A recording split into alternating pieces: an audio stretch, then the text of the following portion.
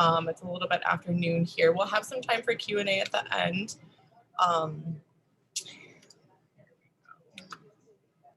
Fantastic. All right. Good afternoon, everyone. Thanks for joining us today for this social media webinar with Skol Marketing. I'm Elizabeth. I'm the Marketing and Member Services Manager at The Reserve. The Reserve is a network of flexible workspace destinations in the Twin Cities. We have locations in Edina, Woodbury, and Roseville. We just opened and expanded our expanded location in Edina's Pentagon Village, where we have 38 private offices. In addition to I heard one this morning. Ooh, yeah. If we can people to stay muted. So if anyone is interested in a tour and a free workday at any of our locations, please send me a message in the chat. I'd be happy to have you in. We're proud to continue our partnership with Skol Marketing to bring you this social media webinar. Marty McTeague is the Vice President of Skol Marketing and runs their social media program. He's a former Google employee. He left the corporate world to start Skol Marketing with Ben Tice. You guys might know Ben from other workshops, where their focus is small businesses and nonprofits. They help them get found easier online, which has been awesome because The Reserve is a small business and we surely love Skol Marketing. So like I said before, this workshop is going to be recorded. If everyone could stay muted, that would be awesome. If you do have a question, please put it in the chat bar. Marty will answer questions throughout his presentation and we'll have time for Q&A at the end. Marty, I can let you take it away. Awesome. Thanks, Elizabeth. I'm gonna go ahead and share my screen here.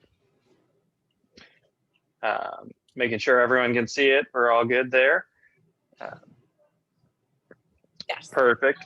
So thank you for having me. Obviously, thanks for The Reserve. Super great. We love working with them. Skol Marketing, we're a digital marketing company and we focus on primarily small businesses in the Twin Cities and across the nation and world. Wanted to start, and obviously we're going to be talking about social media and all different sides of social media. So here's a general overview of what we're going to be talking about, diving into Facebook, Instagram, Twitter, LinkedIn, Google My Business, Pinterest, Snapchat, TikTok, so many different platforms, how to use them, a little bit of information about each of them, the impact of SEO when you're using social media, and then a small bit on social media advertising. We talk a little bit more about that in a social media advertising specific workshop.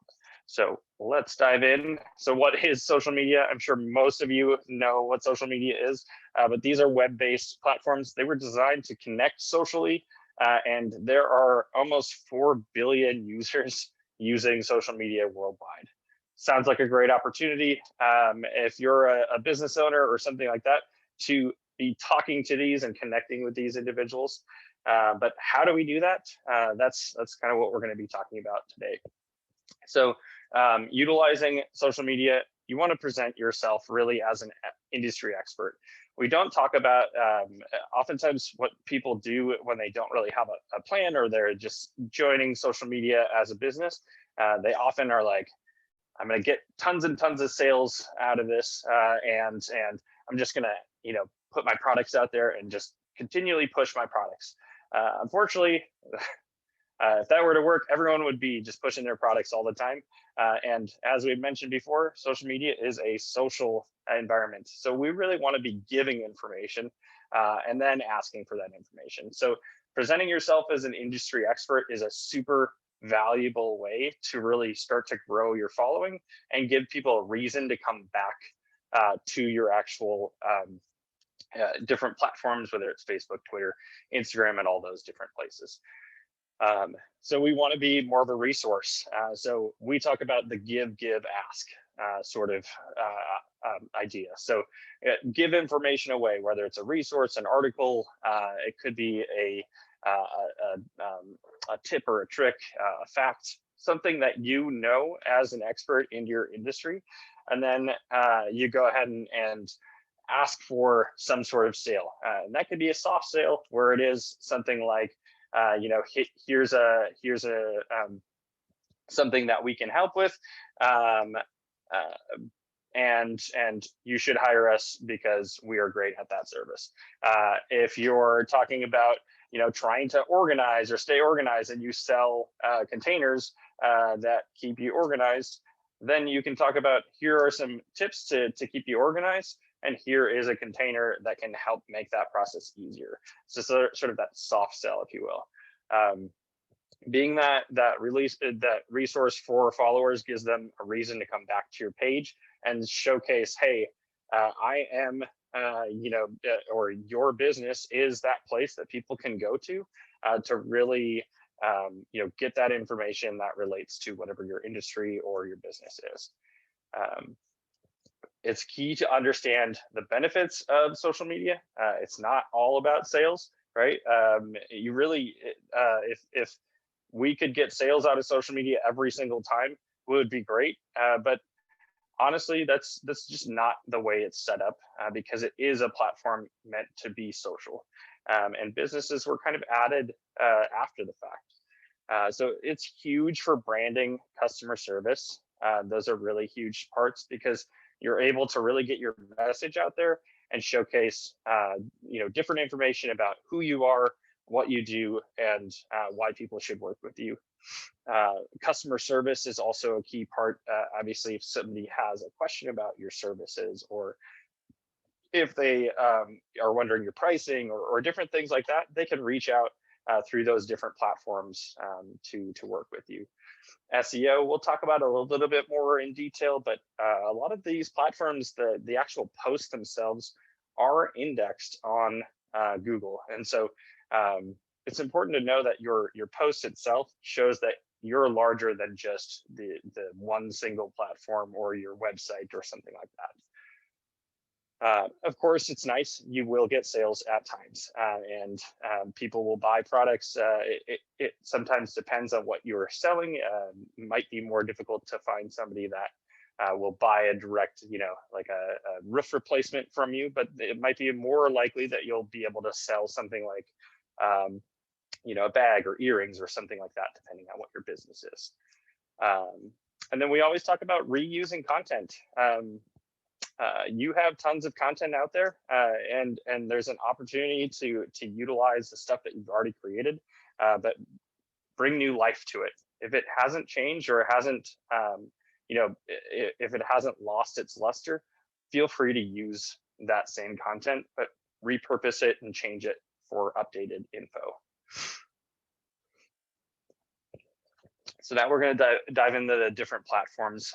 Obviously, everyone should be familiar with Facebook. Facebook is the largest social platform with 2.6 billion monthly users. This is obviously the most popular platform. If you are a business that is in the that is going after that older demographic. When I say older, I mean like that 35, 40 plus. That age range is a growing demographic in Facebook. So I'd highly recommend, if you haven't, to look at utilizing Facebook for that area. 65 plus is the largest growth population on Facebook, and it's important to know that, as you've likely seen it on a personal level, that the older demographic tends to be super active users. And so they tend to actually be the ones that are commenting, liking, sharing, and things like that. So if that isn't a focus, or if it's part of your business, it might be someone that, a demographic that you should look to utilizing or focusing on. There's a lot of daily users of those 2.6 billion, and they typically are on it at least 20 minutes during that time. The things you should be posting are blog articles that you find online, pictures and videos. You can actually add different media as you're posting those articles, and we definitely recommend that as an option. These articles, they could be articles that are blogs that you have on your website, or they could be articles that you find that might relate. It could be a resource or a tip or a blog from somebody that is an expert in your industry. They're not a competitor, but somebody that brings really good information. That's a great place to start, is if you find some of those resources to utilize on an ongoing basis. Questions are, as Facebook has gotten more and more that community back and forth on business pages, asking questions in your post is a great way to sort of build that interaction. So when you are actually creating a post to say something like, who's had that sort of situation, or tell me about your an incident where you've done this, to try to bring out those comments and things like that on the actual posts. And that really helps to drive conversations. Obviously, part of the goal and the nice thing about Facebook is you can put in those links very easily to drive traffic to your website. So if it's blog posts or articles, services, products, and things like that, you can share a link to the actual product and make sure that that's out there. You can engage with your followers and potential followers and promote events and products. This is kind of a newer area that's growing a lot, is the product side. So make sure that if you haven't already, to start adding your products on the Facebook marketplace. And then events, it's a great tool to post it another place, to have people find events like this or another event that you're doing. Some of the negatives, obviously, a lot of competition. There's a lot of monthly users, but there's a lot of businesses as well. So you're competing with a lot of different people as well. It's also turned into more of a pay to play. A lot of people have started talking about Facebook as they're more of an advertising company than actually a social platform. And so that is a thing that we've seen a lot. Facebook actually limits the number of people that can see your posts. You have 100 or 1,000 followers, only about 10%. I think the average that I actually saw was like 6.8% of those followers have the opportunity to see any given post. And obviously that changes with things like comments, likes, shares, and things like that. So we want to try to promote that sort of stuff to increase that number of people that see your posts. And this platform has been around for a while, so it can be a little stale, and some users are starting to leave because of that. Question, I saw a hand raised. Yes. How do hashtags help with visibility of posts for Facebook? Yeah, so hashtags are basically a way to search and to categorize your posts, and they do help. They don't help as much as other platforms. Hashtags were added later than your Instagram and your like Twitter and things like that. So they have value, but we find that they're not as valuable as those other platforms because they're not used to the same extent as they are in Instagram or Twitter or something like that. So what I would say is use them for branding and for think of it as like 1, 2, or 3 hashtags on a post versus on Instagram you might do 5 to 10 different hashtags. Hope that helps. There's also a great tip to increase your followers of your business page. You can actually invite your friends to like your business page. This is a great option to easily grow your page. If you're at that 100 followers or 50 followers, you just started your business or you just started using social media. I'm sure that you have quite a number of friends that are on Facebook that are willing to like your page. We often see that a lot of people don't comment as like, hey, that was kind of rude that you invited me, because oftentimes if they're in that bucket, they're not even realizing or looking at those invites. So if there are people that see that and they are a friend or a family member that want to help you, they're absolutely going to, if they see it as a notification. So what we do often, or what we recommend people do, is try to do that. Keep trying days or weeks or months, just to ask for those connections. You can ask the same ones. You can ask over and over again, to sort of grow those followers. Inviting your friends is a great option. And if you're in the mindset that, my friends, they don't like my business, they're not my demographic. Your friends know people, and they may be in your demographic. So I want to bring that up as a, don't let that mindset take away from the fact that they might actually, they might actually be in your demographic and you don't even realize it, and two, they're connected to a lot of great options as well, that could potentially see it if they like or comment or share some of your posts. And then invite, posts, engage users to like the page. So if you know certain friends or connections love to do certain things, invite them to like your page. Instagram, this is also owned by Facebook. For those of you that don't know, there are about 1 billion monthly users, a lot of individuals. They tend to be younger, so in that 18 to 24 range. You'll realize kind of a theme of the female tech savvy. A lot of that is just an overarching view of generally they use computers or something of that nature. In this circumstance, they're usually phone users. A lot of iPhone users is kind of where it started a lot. But it started as a platform that was designed to take pictures of great things, and it's really moved into an opportunity for you to share stories about your life and things like that. 60% of users use this on a daily basis, and pretty similar to Facebook in that regard. The content that we're posting is going to be visual. It has to have an image or a video or something like that. You can do live videos. Those are promoted differently. Static images, just posting a general image post or a picture of an event like we might do here. And then you can also do stories. These are kind of similar to Snapchat, which we'll talk about later.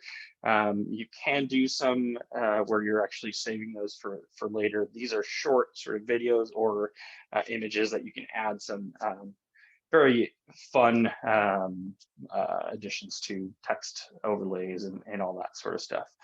This is a very hashtag centric platform.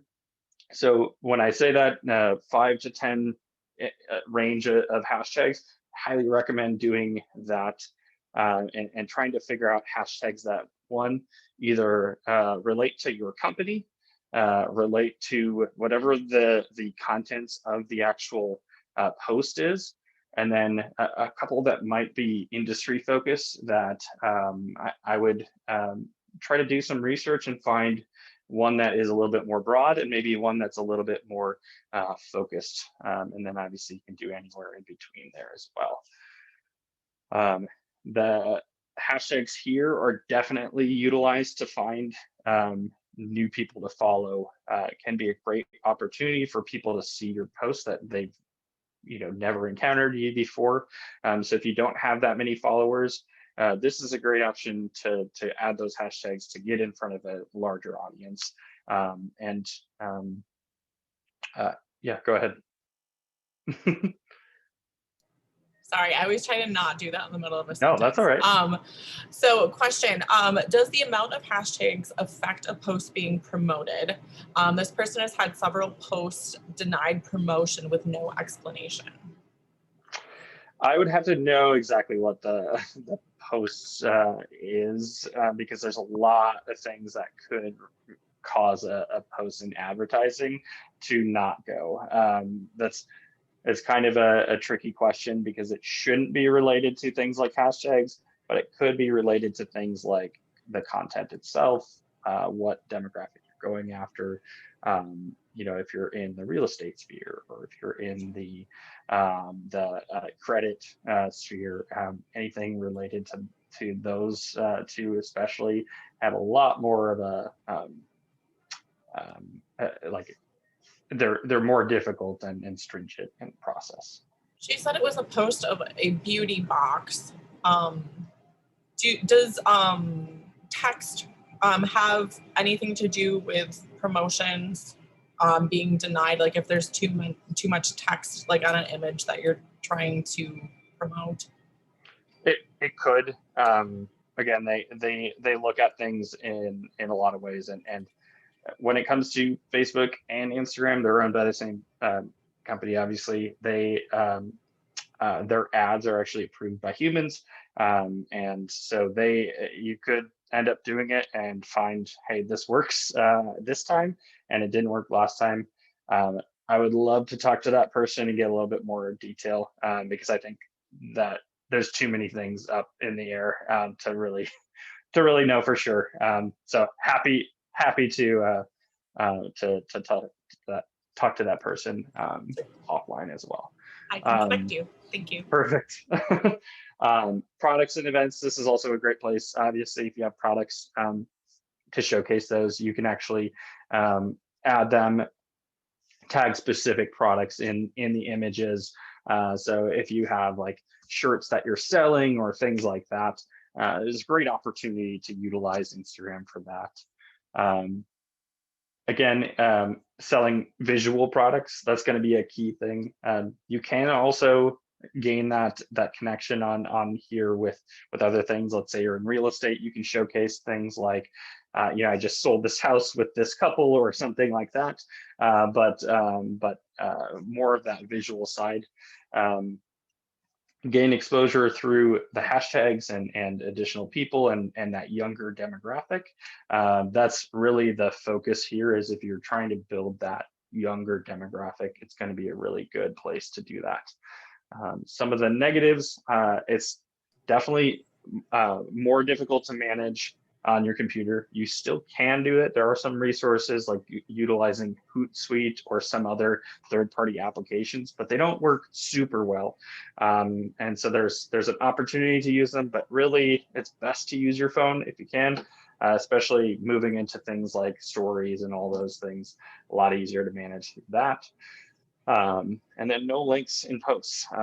That's a big thing. Obviously, you can do them if you do ads, but if you're doing just general posts, you have to do the thing where it says like link in bio. There's a lot of great options out there to do sort of a link tree where you click on that link and you just show all of your posts. I'm sure you've seen that before. A lot of larger brands do that a lot.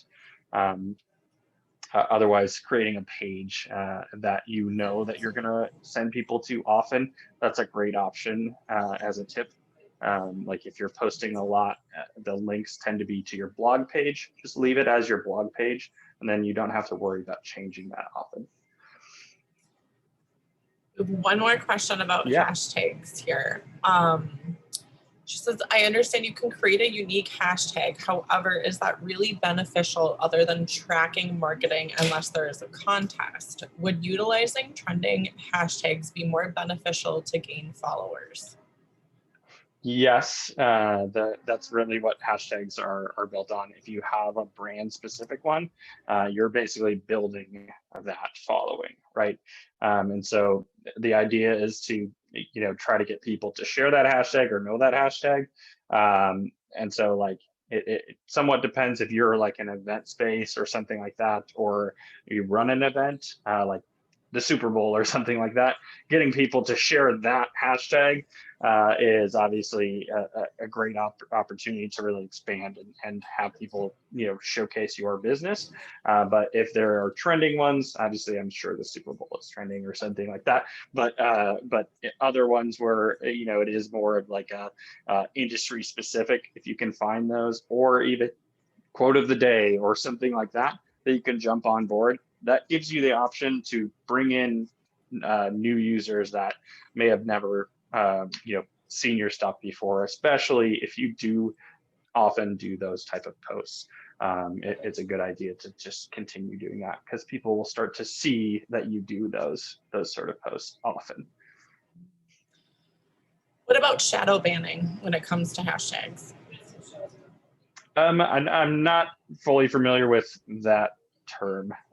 Happy to Where you like use like the hashtag too many times, like in a 24-hour period, and it won't let your post appear, or your it won't let the, I don't know much about it, and that's why I was asking, but we can totally take this offline too. Sure. I was just curious. Absolutely. What I would say is, if you ever get into a circumstance like that, that just means, hey, don't continue posting those things. And there are reasons for that sort of thing, that you'll have to know specific to each platform, so that you don't get banned or your content is seen less.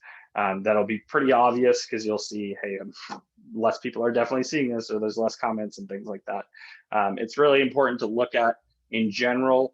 Look at what posts are working when you're doing posts, and try to do more of those as you're doing them. So, it's the strategy is, there's no real strategy that works for everyone.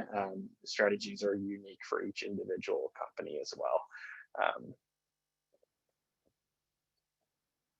Perfect. We'll move on to Twitter. Twitter is kind of been stagnant at. Did you have a question as well before we jump in? Okay, no worries. Twitter is generally been stagnant at around 325 million monthly users.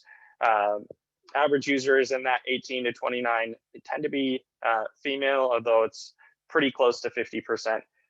Good with technology. Again, it started with using your phone a lot. So 40% of active users are using their phone when they're using it. Content to posts, these are short content. These are short pieces. So tips, facts, quotes, those type of things are great. If you have longer sort of posts, you can do that sort of chain post, but that is harder to manage if you're using some sort of outside platform like a Hootsuite or something like that. If you're doing it within the app, absolutely you can do those sort of chain style. The nice thing about doing things like that is sometimes it draws people in to read more when you have more content. So people might click on it, and you can give a little bit more information and draw users in. Retweeting content and liking content from other users, if you're trying to grow your following, can be a great way to start that process. So following hashtags, searching hashtags for companies or clients or potential customers that are related in your world. Let's say you're a swimming coach, you could find potentially a hashtag that is talking about swimming athletes and things like that. You can find specifically people that follow hashtag swimming or hashtag different things that relate to that. So it's an opportunity to then retweet and find content. Oftentimes people like to look at those that have retweeted or liked their stuff to see who they are. And sometimes if they are somebody that sees value in your company, it's a great opportunity to then grow that way. It's also an opportunity to do customer spotlights. We're showcasing specific customers, tagging them in there as well.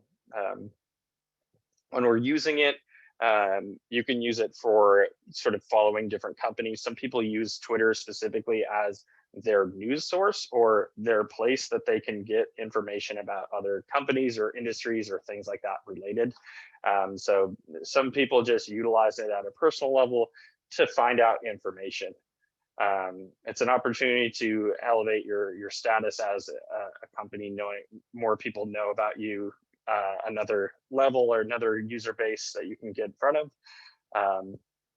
You can interact with those and get to know your followers. A lot of Twitter users tend to be pretty active if they are active. So you can really have that conversation go, which is nice. and really build that customer service. You'll see a lot of, especially larger brands, but even your smaller brands, they'll have like a tech line or some sort of line that you can go to specifically that is a Twitter user that you can ask questions about their products, or you can do things like that. And sometimes it's literally, that's the link from their website, is if you have questions, the help desk, go to our Twitter page and we'll answer those questions. Negatives, a lot of tweets. You have to be posting quite a bit. I think the recommendation that I saw was recently was like 3 to 5 a day, which is a lot. So as a business owner, that might not be what you're looking for. It's not fully necessary to do that sort of thing. And when you think about, the retweets and the shares and things like that you can do, there's an opportunity to do that as well as your normal posts. And if you're doing it from your phone, it can be easier. Just depends on your time and your abilities. And then a lot of PR explosions happen on Twitter. I'm sure a lot of people have seen any like Twitter things. There's a lot that's out there that we won't dive into specifically, but a lot of stuff happens here. So, yep.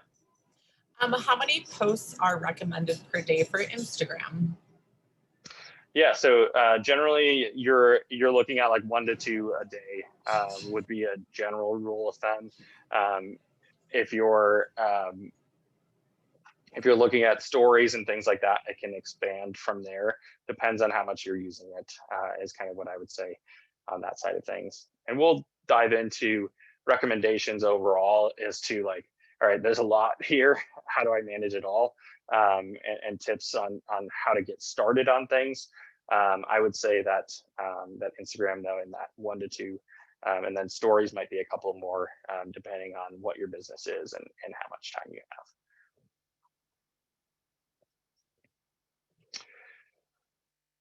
LinkedIn. So this is definitely the business social platform. There are 300 million monthly users. Average user is around that 40 to 45. It is typically, older, male, newer to technology. A lot of sales related and B2B. Most of the users are in the US as well. So if your demographic is focused on the US, this might be a place to start posting. B2B is kind of a good target here as well, because a lot of individuals, any user that's on here is probably going to put some information about what kind of job they have. So it's a great way to use as that. I know a lot of people will use it to find salespeople or connections or things like that through LinkedIn. Content posts, you can post case studies. So if you create blog posts or case studies on your specific success stories and things like that, you can actually post those in their entirety on LinkedIn, and then you can link to your website. Great option to do that and sort of showcase, hey, I'm that product specialist, or that resource that you can come to for additional information. Infographics tend to do really well. So those like info centric statistics and things like that, they tend to do really well. Videos, this is kind of a newer area for LinkedIn, but videos tend to be really well received on LinkedIn. So if you have any videos created, highly recommend doing those. I know that some of our clients will do like weekly or monthly tips or tricks where they'll just film this themselves and post them.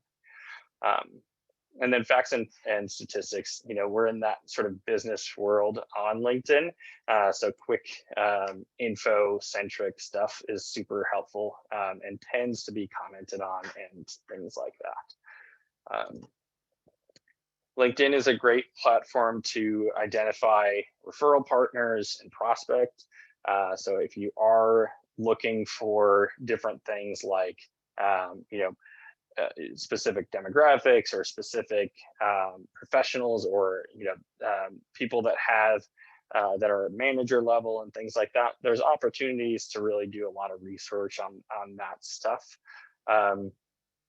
You can also showcase yourself as an expert in the industry by participating in groups. So there's lots of great groups out there that you can join, and basically a lot of them have some sort of focus on whatever the industry is, and they're not really looking for selling information.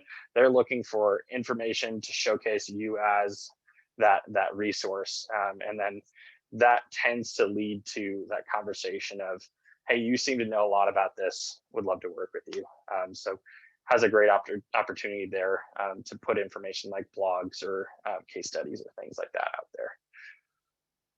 And then, of course, you can use this as your virtual resume, whether you're looking for a job or you're trying to get hired by a new client or something like that. You can showcase, some of the things that you've done, to success stories and all that sort of stuff. And then obviously a lot of companies will look at your LinkedIn when they're hiring. So utilizing as a professional side as well. Some of the negatives: personal page versus business page can be confusing. There's kind of a gray area because technically both are business pages. It's just how you present yourself and who is in that role. So if you're the owner of the company, it's probably about the same. Your business page and your personal page are just as important. If you're more of like a account manager or something like that, you would utilize it to share content from that business page. That's your goal is if you're the owner to tell your team, hey, we just posted something on the business page. You share that content to get it out there. That'll help get more people to know about your business page, and also add this like real level to your actual posts and things like that. Personal pages tend to be searched better, and they tend to have a lot more views and comments and things like that than actual business page posts. So that's why we typically recommend, if you're going to post on the business page, post on the business page and then share it to your personal profile. Any questions on that? Yes. Let's see, sorry. This person said I connected with someone, but they had a follow and not connect. Can you explain? And is that like the business personal? So yeah, that would be like the business versus personal or something like that. You can follow someone specifically to follow their like posts and info they posted, and you're not fully connected to them and anything like that. So it's more like a fly on the wall sort of situation. So yep.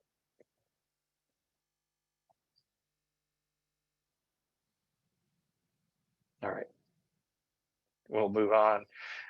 LinkedIn, they just added in the last year or so an opportunity to increase your connections to your business page. So if you have the business page, you can actually invite 100 individuals per month to your business page, and this is available to all of your admins. So if you have a team of 5 that's an admin, you can invite 500 people. So that's a great option to sort of like that Facebook growth, to really get your name out there as you're growing your business and things like that. Obviously, if you're in like a networking group or something like that, it's a great option to share it with those individuals specifically, and then mention it in those networking groups. And then you get those credits back for each of the invites that were accepted. So if you invite 100 people and 50 of them say yes, you get those 50 back.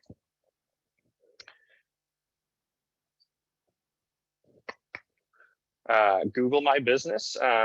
So I'm sure many of you heard about Google Plus at some point. Basically, Google Plus turned into Google My Business.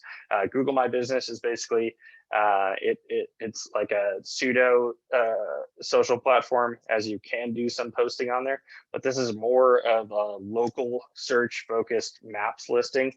So I'm sure you've seen these as you do like a search for a restaurant or a coffee shop or a roofing siding business near you or something like that. When you do that, there's the Google Maps listing pop up and it shows a bunch of businesses.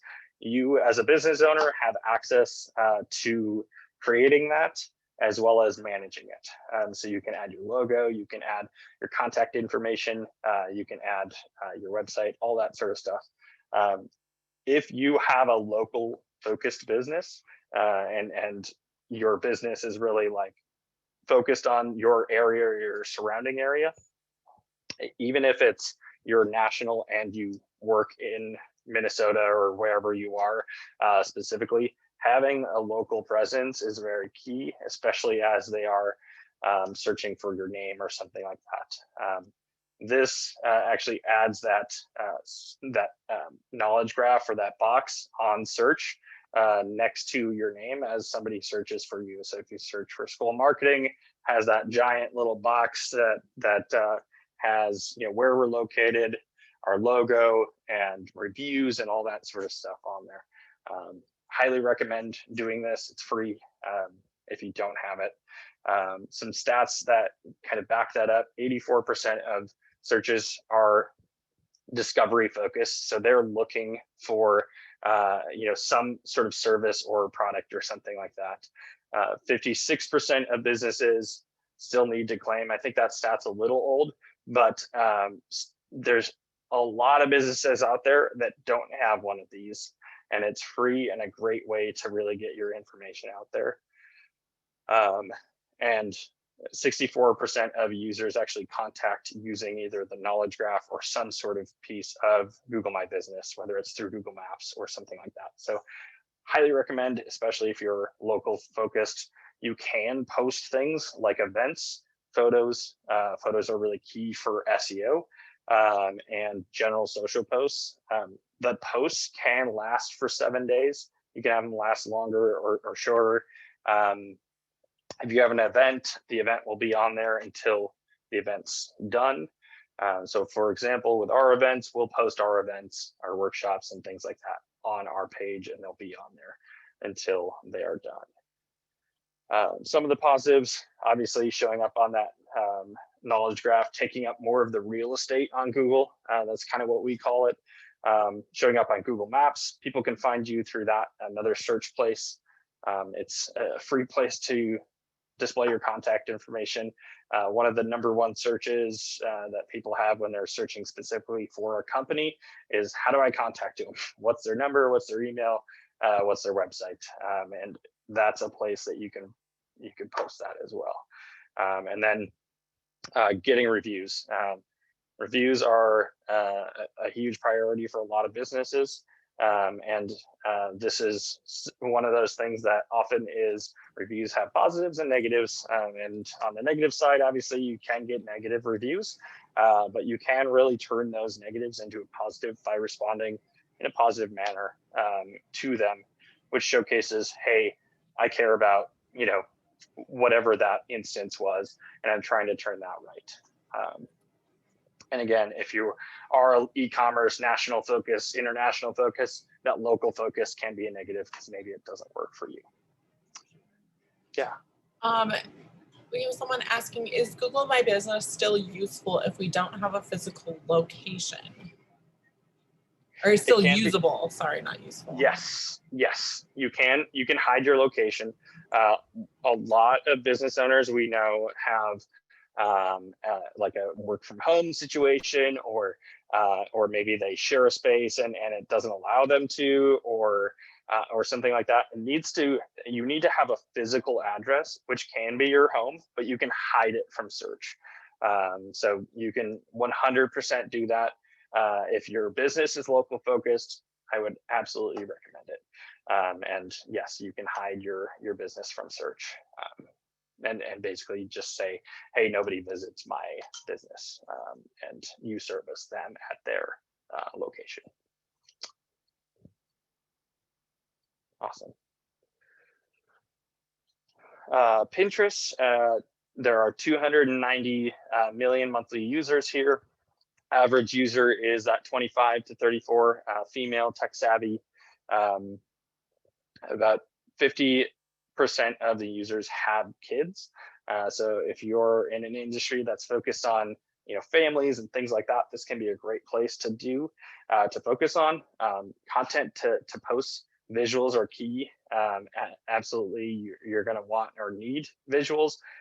You can create visuals like checklists and things like that in tools like Canva or these other platforms. Samples of your work, depending on what you do. If you're a interior designer, you can showcase the beautiful designs you did or something like that, and give people ideas. This is kind of a place that people come for ideas. So if you can provide those ideas, it gives you the opportunity to really get in front of a lot of people, especially in those more visual places.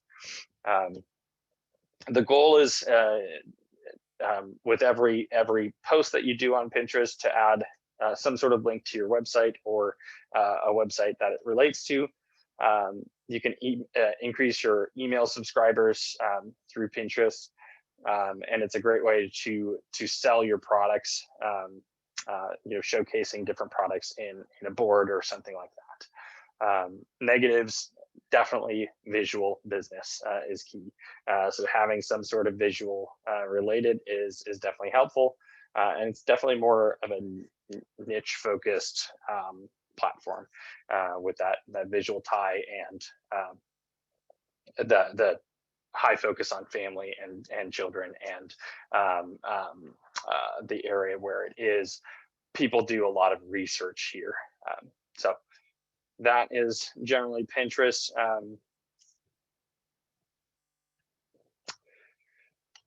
Next up is Snapchat. There are 300 million daily active users. This is definitely what sparked a lot of change in social media. You've probably seen stories on Facebook and Instagram. Snapchat obviously invented that sort of thing of that daily share. Average user tends to be pretty young. They're female and very, very tech savvy, using their phone for this sort of thing. 46% of those active users are using the actual Snapchat multiple times a day, and they often are using iPhones as well. Content to post snaps, videos, and interactive and fun stuff. This is definitely a platform as a business owner where you have to be super active and thinking about and planning out different ideas to post. How to use it is really driving brand awareness, especially if you're a larger business. You can really get that information out there. And if you have like a marketing team or something like that, it definitely adds a lot of value to say, hey, we work with young people, or you can be a part of this young team, showing off that company culture that you have. Maybe it's showing off your office space and how cool that is, or things like that. And obviously, being that it is somewhat of a newer technology, that establishing the business as cutting edge, ahead of their curve sort of area.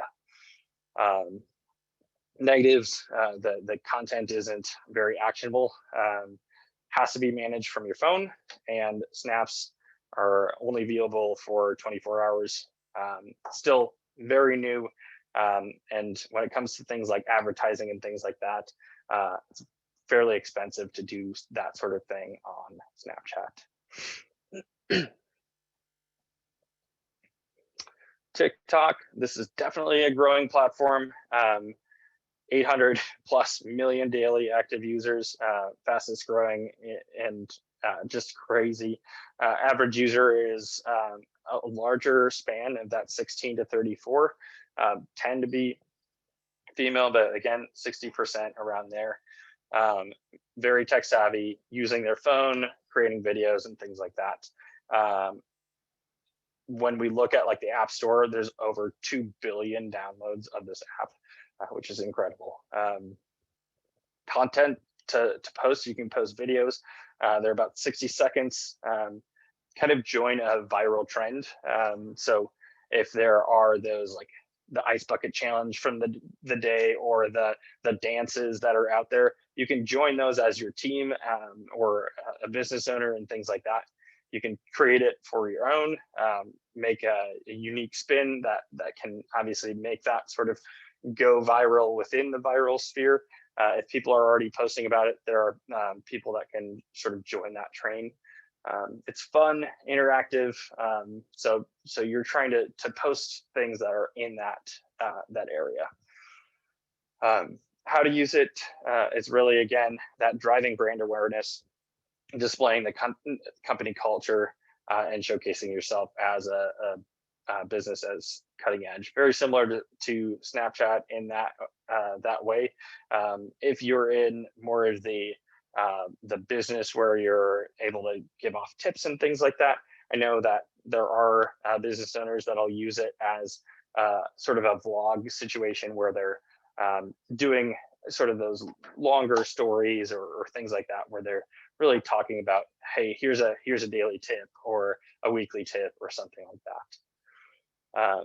Not super easy to link back to your website, and it's not very easy to track like long-term performance. You kind of have to take that data for yourself to make sure you know all that. Obviously, in terms of like government and things like that, there are questions about it being regulated or if that'll ever happen or anything like that.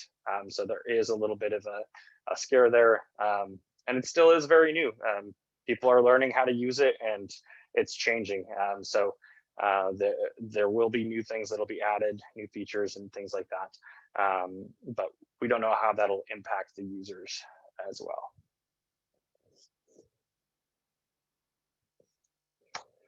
Just a quick social media. Oh, yep, go ahead. Yes. Sorry. Let's see. What would you suggest to do for generating the most engagement? This person offers services, so not too much visual. Having duets has been seen to be effective, or have duets been seen to be effective? I have not found much on that, so I'm not sure if you've seen anything in regard to TikTok. So the big thing is trying to utilize it in a way that you can showcase your service. So that those tips or tricks or things like that can be like voiced tips or tricks can be super valuable. It depends on, again, what service you're in and things like that. But if there are people that are looking for that, there's an opportunity to find them through diving in and trying to find those different categories. So I would say try to look at what competitors are doing specifically in your space, because they are going to be, if they're active on there, typically it's probably the larger companies in that sphere, and they might be front runners and really utilizing it in a way that might suit you super well. So that's kind of what I would say on that side. Doing some of those dances and things like that, you can really get involved, and it has an opportunity. Anything can happen. There's no true way to say like this will make you viral. I wish I knew. And then one more question. Is there any truth to the idea that posting from a third-party app has an effect on your post performance? Yeah, so there's a lot of articles out there on the positives and negatives of doing it. The impact is not super high. The bigger impact is if you're posting exactly the same thing on all of the platforms. So if you are doing the exact same thing, it ends up being stale content, because each platform has their different demographic, as we kind of dived into. I say that if you are a business, as a business owner, if it makes your life easier, the impact is not enough that I wouldn't utilize a platform like that. You can still grow and see a lot of value through those, and it's not, the impact is not enough where you should be over worried about it. But just try to change your post slightly for each of those different platforms, adding more hashtags to Twitter or adding more hashtags to Instagram, changing the style of the image slightly, those type of things.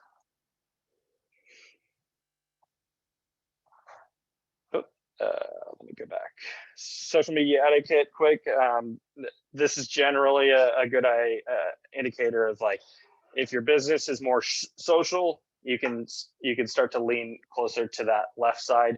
If your business is definitely more business to business focused, the right side is definitely a larger focus. The one key unique thing, and we'll talk about that a little bit later, is the Twitter side. Twitter can be a little bit more business focused if you're utilizing it for SEO, because the posts are actually indexed by Google.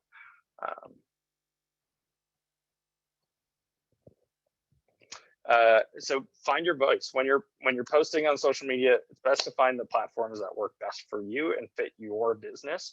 I'm not saying that you should be posting on all of these platforms. As you can see, a lot of them have different demographics and they relate to different worlds. Your business might be less visual, and so some of those more visual ones may not be the perfect fit for you, but maybe something like LinkedIn might be, or something like Facebook might be. Think about those platforms and look through these as we send them to you to figure out which one best works for you. If you're just starting out, or if you've been doing it for a while and you're just finding, hey, I'm not posting, I'm not finding success, I just can't do it, I can't manage them all. Don't spread yourself too thin. Pick a couple, pick one if that's all you need to do, and just focus on that. And as you grow, you can start to add those other platforms. Get on a schedule and post regularly. I'd say at least 2 to 3 posts a week is great. And you can do that. And I know that there are individual like platforms you should post maybe more or less. If you start with a general schedule and say, okay, I'm going to post 2 to 3 on all of them, that's a great way to get started. And then as you find that comfort level, you can start to grow. There isn't necessarily a negative impact of posting less. There just may not be as high of a growth potential on some of the platforms. It just takes a little bit more effort to grow on some of the other platforms, and it depends on really what the goal of it is. Ideally, we'd be posting, every day during the business week, or throughout the whole week, every day. Using third-party applications, as we kind of talked about briefly, I highly recommend using them. There's a lot of options out there: Hootsuite, Buddy Media, Buffer, that you can utilize, just to name a few. This basically allows you to just log into one single platform and then post directly from there. It makes it a lot easier from opening multiple tabs and logging into each of those different platforms, rather than just doing it from one space. You can also, depending on what level you have, do things like schedule them in advance. I know business owners are super busy. And so as you're doing things, there might be one day that you're like, this is my day to work on marketing, and go ahead and schedule, those 5 to 7 posts for the week, or schedule them out for the month, depending on how many you're able to get to. So using tools like that are great. One quick tip is make sure to check in and make sure they're posted, because sometimes they disconnect. So it's good to check in on those things. And then search engine optimization. This is kind of the forgotten benefit of social media. What we like to talk about is social media is an opportunity to expand into another like linking strategy of, hey, I'm now larger than just my single website. I'm on Facebook, I'm on Twitter, I'm on Pinterest, I'm on Google Posts, I'm on all these different places. That allows you to get in front of more people, and Google looks at things like your posts. Google, in fact, indexes posts and the actual content from Google Posts, Facebook, Twitter, and Pinterest. So that info, technically, if you're doing a search, you could find somebody's Pinterest post or a Facebook post or something like that. So there's some value in the actual content that is written and added, but there's also value in just like the growth itself. So having a page and then adding your website link to that page. And then on your website, you link to your Facebook page. That shows, hey, we're connected, and Google likes to see activity on those different platforms. The importance to be on multiple platforms, you reach a larger audience and different demographics, and each of these platforms have their own search involved as well. So an opportunity for people to find you in different ways. Be active on your platforms. The big thing is you can be penalized. So if you have a platform that is inactive, it might be worthwhile to delete it, or to look at, hey, maybe we need to add that to our strategy, just getting 1 or 2 posts out there to have some info and keep it active. So that's where it kind of comes down to your abilities and how much time you have.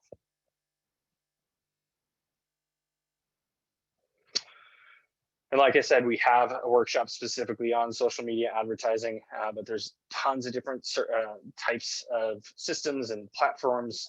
Basically, all of them allow some sort of advertising. Facebook is kind of the big honcho, if you will, the big king in this world. They've done a lot with their platform, and you're able to manage a lot of different things. But the other platforms still have some effect, but they all have their individual demographics, and that's where it needs to be figured out what works best for you. The nice thing about something like Facebook is you're able to then pull in Instagram on one ad platform. And then there is the key sort of thing to realize is there's a difference between like Google ads or PPC or SEM and boosting and sponsoring a post, and doing traditional ads. Obviously with pay-per-click and things like that, you're going after specific keywords and search terms and things like that. When you're doing social media advertising, there's a benefit because you can actually go after the people, the demographic. And so there's a difference, and they may not be in the buying mood, but it's a great opportunity to get in front of them in another way. And the cost per click and things like that tends to be a lot less and more cost effective than something like a pay-per-click advertising. Yep. Is there a source that explains how to add others as admins to the different platforms? It depends on what the platforms are. Are you with different ones like Twitter and Instagram? Some of them you can't actually add an additional user to be an admin. You just have to share your password. So it kind of depends. I would say searching specific for those different platforms and asking that exact question on Google is going to give you the results you need. Facebook has a resource guide that shows you how to do it there. Twitter has they have all these different resource guides that you can look at. So.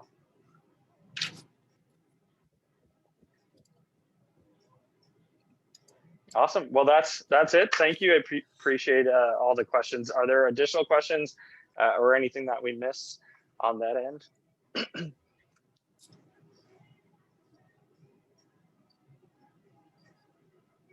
All right. Just to thank you. Popped up. So awesome. Thank you so much, Brady. Yeah, absolutely. We will follow up, I think, with an email to everyone that attended, and the recording of the actual workshop, as well as the slides. Will include that as well. Yes, and also included in that email is going to be a lineup of the workshops coming up. With Skol marketing, you had mentioned about social media advertising. That's coming up next month. I think you guys have that for March 17th. So check the workshop schedule in the email that he sends out. Just a great lineup of events. Ben Tice will go through Google AdWords and pay-per-click and Google Analytics. So take a peek at that link, and Oh, it looks like we have a question here. No, there's not a cost for future events right now, Mackenzie. Any other questions? Please feel free to, I mean, even just shout them out. You can unmute. I know people are kind of dropping off here. Thanks, Rebecca. But otherwise, look for that email that Marty's going to send out. And thank you guys so much for joining us today.